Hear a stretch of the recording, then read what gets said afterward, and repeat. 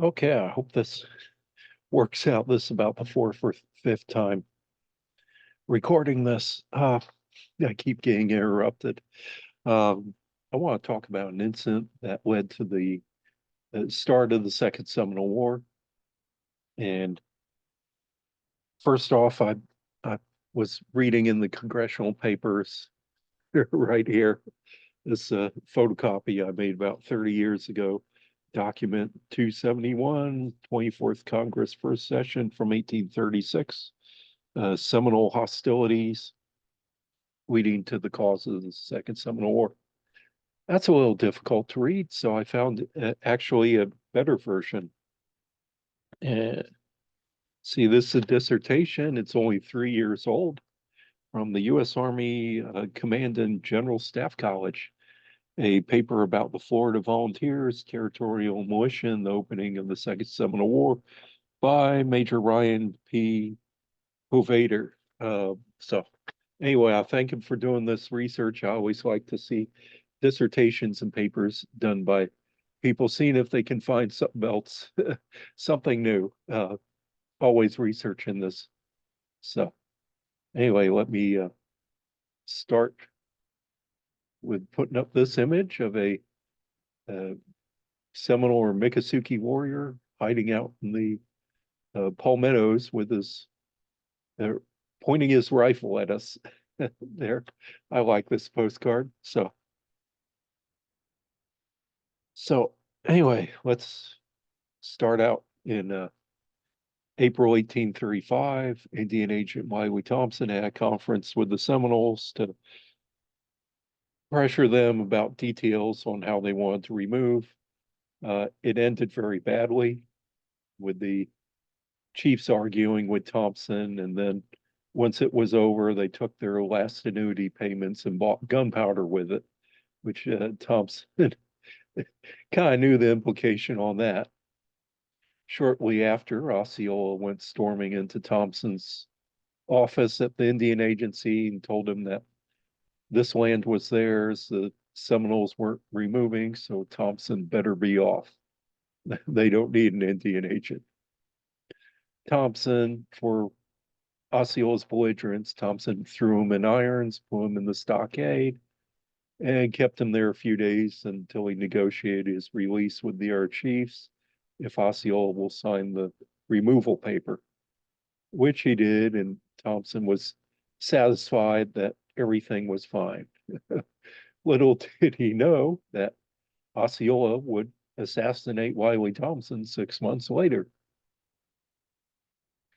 And so next happened this incident on June 19th, 1835. Next year will be the 190th anniversary of this incident. Another escalation occurred in Alachua County in June 1835. I'm reading the dissertation here. It's easier to read the congressional paper, which you've heard a lot of that from me before. A group of 5 Seminoles, well, they're probably Miccosukee warriors, but they're kind of interchangeable in the documents at this time. I digress. Ventured outside the reservation boundaries to hunt.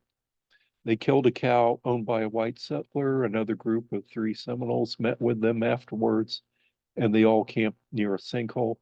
A posse of Alachua settlers who were members of the Independent Spring Grove Guards Militia Company heard that cow had been killed, and well, I guess they were looking for the cow. I don't know how they would have known that had been killed.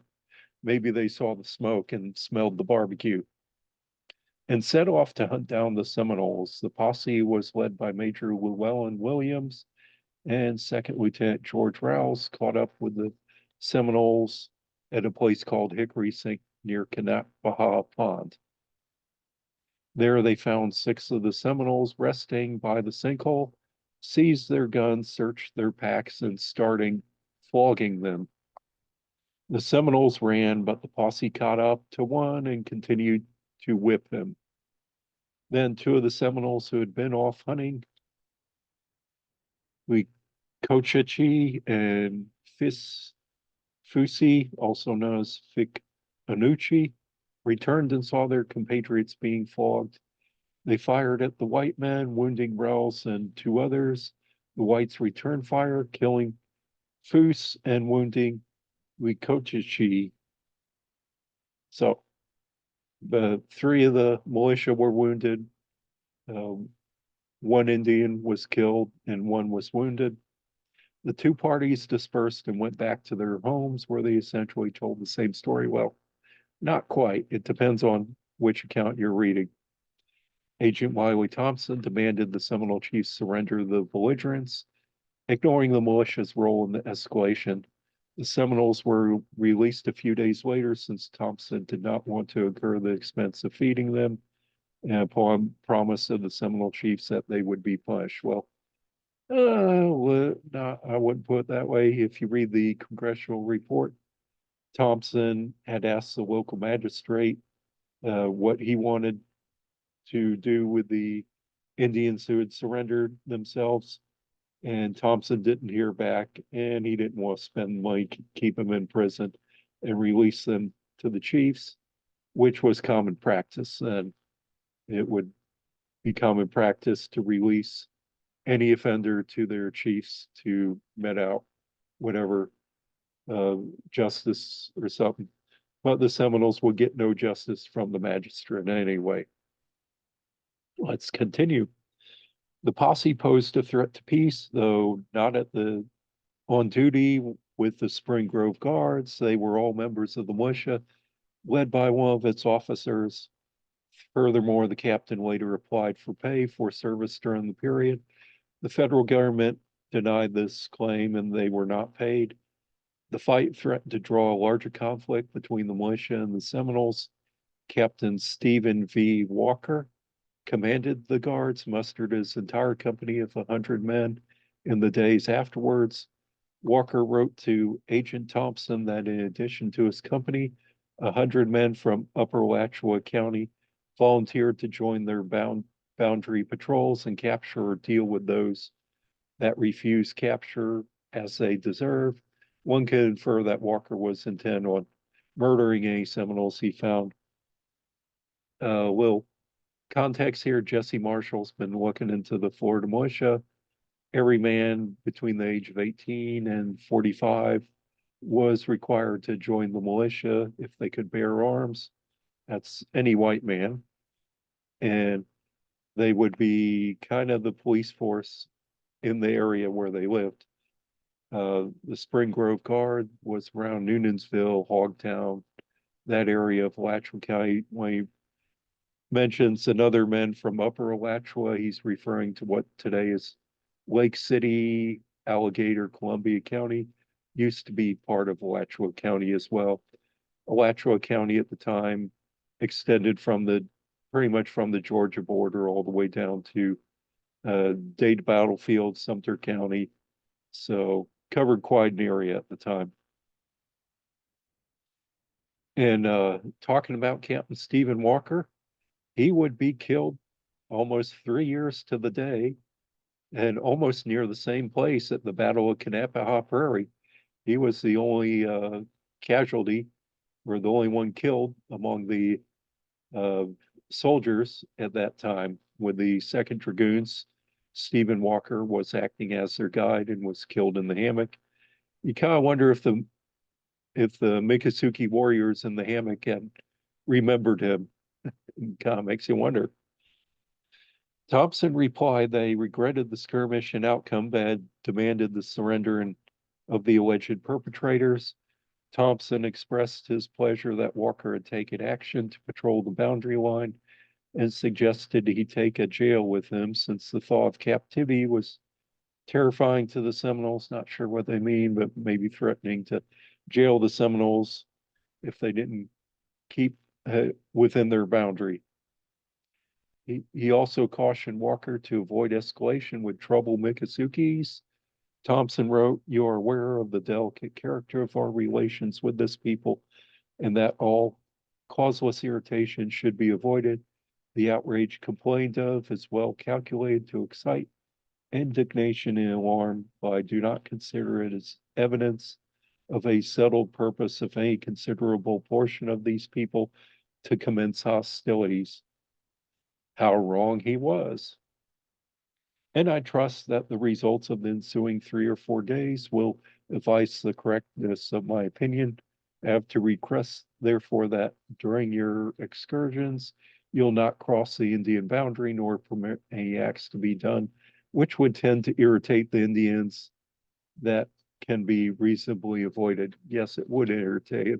In fact, they've already irritated them because the Indians would take their revenge 2 months later and kill the mail courier, Private Kinsey Dalton. The incident also showed how different perspectives could be among the Alachua settlers and the motivation for joining the Spring Grove Guards. One resident who lived 7 miles from Hogtown, which now Gainesville area, later said they did not know why the Spring Grove Guards sent out scouts, since he frequently encountered Seminoles before the Hickory Sink skirmish, and they were always friendly. Samuel R. Piles joined the Spring Grove Guards because his father, brother, and uncle were members. Well, he is kind of obligated to. He recalled that the Seminoles were frequently in the neighborhood, but they did not do anything unless it was to steal occasionally. They were up to no good, according to the settlers. Private Henry Hope agreed that although the Seminoles have often killed their cattle, they never offered any hostility to the settlers. Private James Haig, and I knew an Eric Haig, who might be a descendant of him, who did the reenactments, recalled that at the time of the Hickory Sink fight, there were friendly Seminoles in his own house in Hogtown. Still others joined because they were looking for a fight. Private Bennett M. Dell told Agent Thompson he was satisfied that the Indians were determined to making mischief. Agent Thompson wrongly surmised that the Seminoles' intention to comply with the rules of the white settlers and their government. Thompson thought that it was over. And as I said before, how wrong he was. Sometimes during the fall of 1835, most Seminole chiefs decided they would not comply with the U.S. government's removal demand. They were determined to resist and would kill any Seminole who submitted to white authority. And the Seminoles galvanized around the charismatic Osceola, who was particularly determined to get revenge for humiliating apprehension by Agent Thompson.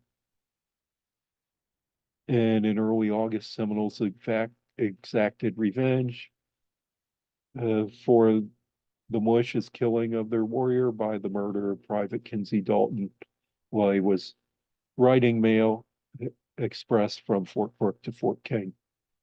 And Osceola was actually enacting the justice of the Seminole Council to punish uh, those leaders who agreed to removal, which led to the killing of Charlie and Ethel. Anyway, enough history for today, and I hope you enjoyed it. And we'll try to do something fun once again. Thank you.